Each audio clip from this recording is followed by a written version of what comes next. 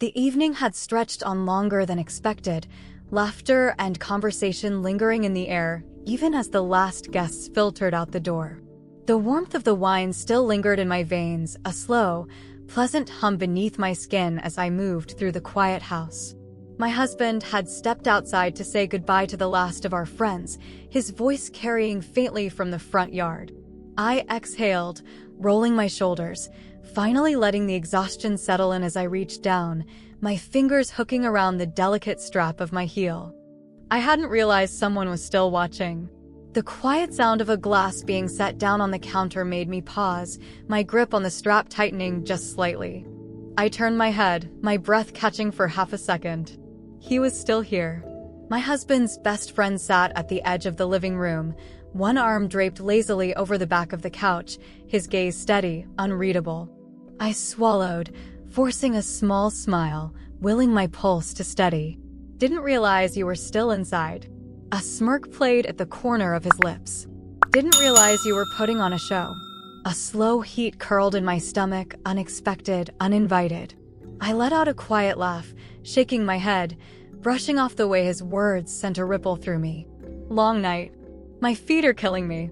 He hummed, watching as I bent again, this time more aware of his gaze, the way it followed every movement.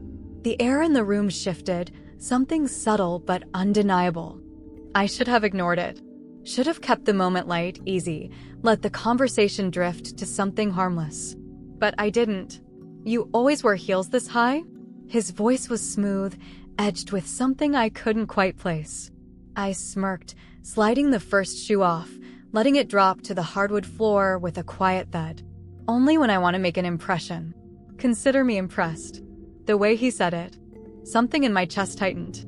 My fingers hesitated on the second strap, the warmth of the wine making everything feel just a little slower, just a little heavier.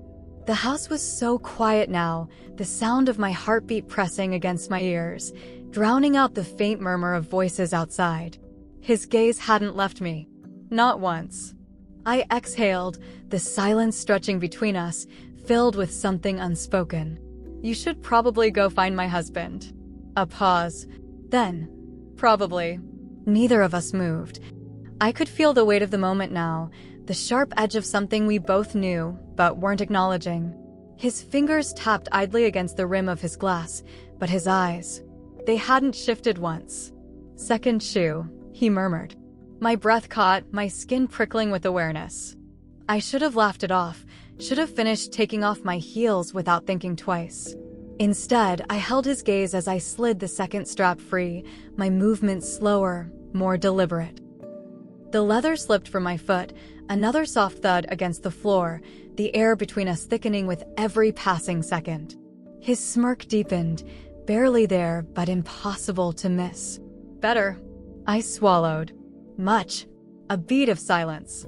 Then the front door opened, my husband's voice breaking the moment apart, shattering whatever had been hanging between us.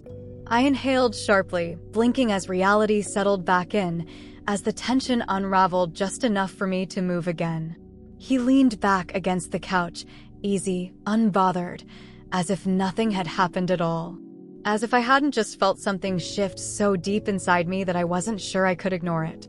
Good night, he murmured, his gaze flickering over me one last time before he stood, stretching, making his way toward the door like nothing was out of place.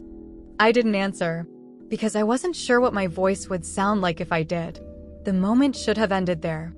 The front door had opened, my husband had stepped back inside, and just like that, the spell should have broken.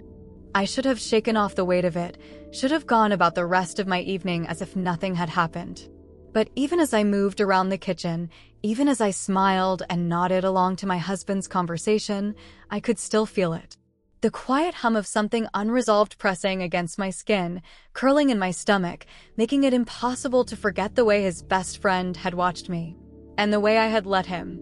I reached for a glass, filling it with water, my fingers steady despite the way my mind was still spinning. From the corner of my eye, I caught the slow, measured way he moved through the living room, his presence still there, lingering, stretching out the moment longer than it should have lasted. "You staying over?" my husband asked, casual, unaware. A pause. A glance in my direction, so quick I almost convinced myself I had imagined it. Then, "No. Heading out now." Something in me tightened at the words, unexpected, unwelcome. I swallowed, lifting the glass to my lips, taking a slow sip, as if that would drown out the strange ache settling in my chest. He stretched, rolling his shoulders, his gaze flickering toward me again as he reached for his jacket. "Thanks for the drinks," he said, but the words felt heavier, weighted with something only I understood. My husband clapped him on the back, grinning. "You sure you don't want another one?" "I'm good." I set my glass down, exhaling slowly, steadying myself. I should have felt relieved. I should have wanted him to leave. But when he stepped toward the door, when he finally moved to go, I felt my breath catch in a way I didn't expect. And then, his voice low, quiet, just as he passed me. "Don't forget your heels."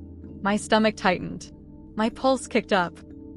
I turned my head just slightly, just enough to catch the smirk playing at the corner of his lips before he disappeared out the door, leaving me standing there, my breath caught in my throat, the air still heavy with something unspoken.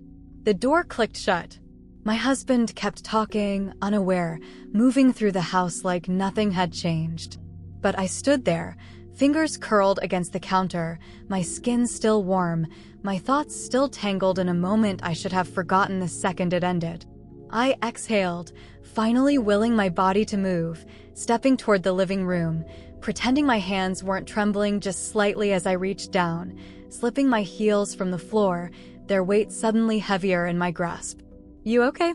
My husband's voice broke through my thoughts, his tone light, easy, as he set his drink down on the coffee table. I nodded, forcing a smile.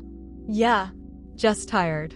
He stretched, settling onto the couch, flipping through channels like nothing was wrong, like I wasn't still replaying the last 10 minutes over and over again in my head. I sat down beside him, but my mind was somewhere else. The sensation of his best friend's gaze lingered on my skin, the way he had watched me, the way he had spoken, the way he had left that final parting shot lingering in the air between us. And even now, as I pressed my back against the couch, willing myself to let it go, to let the night end, I knew the truth. It wasn't over. Because even as I sat there, the weight of my husband's arm draped over the back of the couch, the flickering light of the TV casting shadows against the walls. I was still thinking about him. And somehow I had a feeling he was still thinking about me too.